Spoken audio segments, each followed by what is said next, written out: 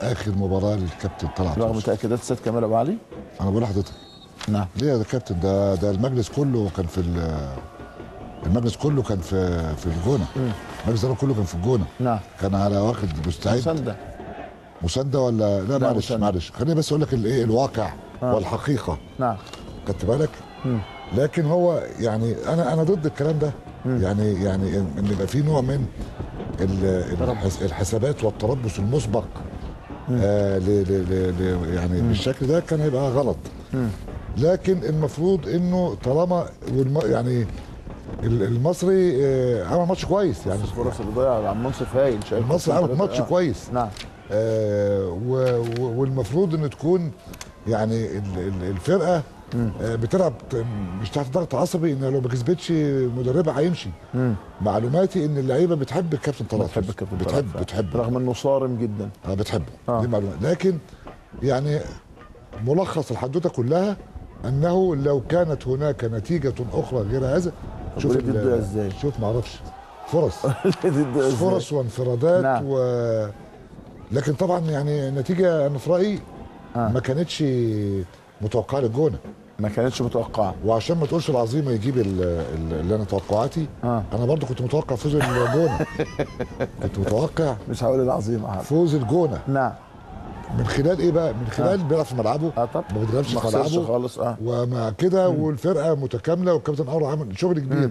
لكن انا شايف انه المصري عنده ماتش تاني الاسبوع الجاي يوم الاثنين او الثلاث مع الاتحاد السكندري. نعم. فبرضه ممكن يحقق من خلاله مكسب.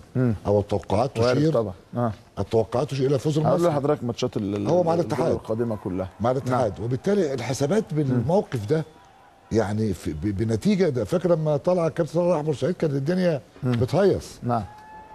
لكن تقدر تقول ان طبعا عاده دي الحقيقه ضربه الجزاء اسف في اللفظ الغبيه.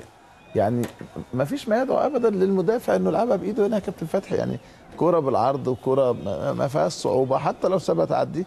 لكن شوف ضربه جزاء والياس ترجمها الى هدف. عبد المنصف متخصص في ضربات الجزاء الحقيقه. لكنها بس يعني هو راح بدري. يعني قفل زاويه بدري. يعني راح بدري قوي يعني. نعم. باينه قوي انه راح بدري. لو في ثبات. بص يا كابتن لسه ما دخلش. بص يا دوبك لسه ما حطش رجله في الكوره وعبد المنصف راح على اليمين. عارف ان الجون بيختار زاويه هو دايما عندنا حته الاختيارات دي. مش حته النهارده نبقى بس على الكوره. ادي ضربه الجزاء دي بقى في الدقيقه الثانيه من الوقت بدل الضايع. انا مش عارف بره ولا جوه هنشوفها في القعده. لكن ناصر عبد الرؤوف في الدقيقه الثانيه من الوقت الضايع كان في شك في ضربه جزاء للجونه في الشوط الاول. توقيتها صعب جدا. ضاعت. والشناوي صدت الشناوي. دي صد بنقطتين. طبعا صد بنقطتين. طبعا. يعني هو كانوا لو دخلت جون هيبقى معاه نقطه بدل من 3. هو يعني جاب 3 بونت تمام. صده مهمه قوي.